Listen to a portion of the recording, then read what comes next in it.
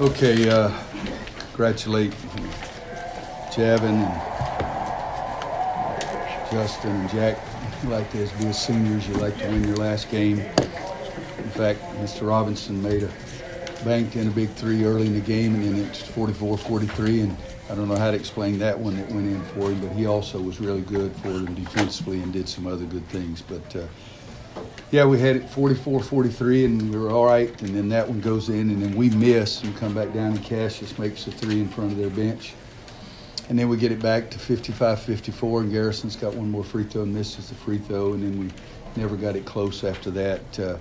I thought the biggest key in the first half was their fast break points was 15-0, and I don't know that I've ever had a team be outscored 15-0 in fast break points. So they pushed it. We didn't do a great job of getting back. We didn't have very good defensive balance, and one time Cole went in through for a layup, and somebody was supposed to get back didn't get back, and one time we had Cole and Garrison back. It was 2-on-2, and they didn't talk, and they gave up a layup. And if you've got two defenders back, you should never give up a layup. But that was the biggest stat at halftime, was that 15-0 fast break points. Their effort was much better than our effort, and then we still had it there, and we couldn't make any shots even around the basket. We didn't do a very good job in the first half of trying to get the ball inside, so nobody was in foul trouble. They only had 5 fouls at halftime, and then the second half we finally started getting it in there a little bit better, but we couldn't overcome the lead. And I thought that Vernon was sensational. Trey dominated the game by his leadership out there and passing the ball, making the free throws when he got fouled. I think he was 10 for 10, 11 assists. That's a fantastic game for a point guard, and he's about as good as I've played against all year for sure. So it's frustrating, but it's what it's been quite a bit of this season. What went most wrong after 55-54?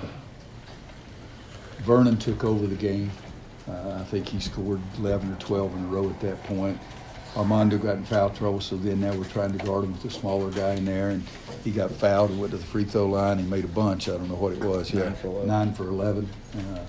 And then when we got it inside on the other end at that point, all of a sudden we couldn't score two.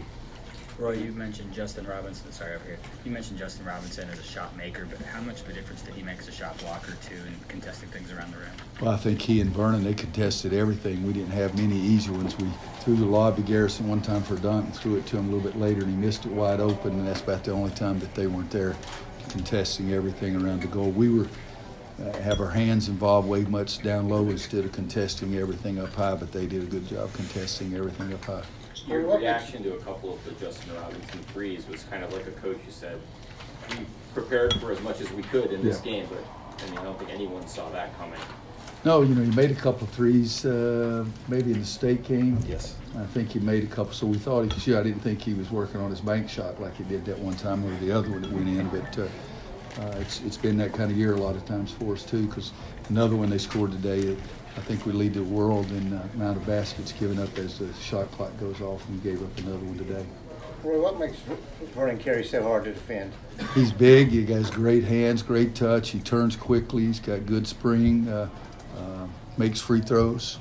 I recruited the Dickens out of him as hard as I could for 2 years. So he's really, really good. I think he's had a great year for them, and one of the better players in college basketball. Take 2 more questions. What exactly happened with Brandon Robinson? He seemed to be ruled out. He didn't seem to be ruled out. We were trying to wait and give him time. Nobody ruled him out. If it did, it didn't come from anybody officially. But I thought he was in the right position, but the referee didn't think he was. He got busted in the mouth, and so that was the problem originally, trying to get the bleeding to stop, but then they also wanted to check to make sure he didn't have the concussion symptoms, and they took a little while to do that, which they should do. And then they said he was all right on concussion idea, and so they let him come back. You said it's been that kind of year a couple of times. Is there an opportunity here in these next couple of days to kind of treat the tournament as a fresh start and hit the reset button? Yes. Yes. One last one. Coach, after the layups, they kind of seemed to avoid contact. After what? The layups, they kind of seemed to avoid contact in the paint. Was that ever addressed in any of the timeouts? I'm sorry, I missed. The avoiding of contact after the layups. Was that addressed in any of the timeouts? Yes. You got to finish plays inside, and we got it inside a lot. And we didn't finish. If you look at the shot chart, We had a lot of them 2 and 3 feet from the basket, but didn't finish everything, or hardly any of it. But again, I'll go back to saying that between Justin and Vernon and those guys, they challenged a lot of those shots up high too. Thank you. Our locker room's open. Thank you, Ron. Appreciate you. Thank you, guys. Thanks for your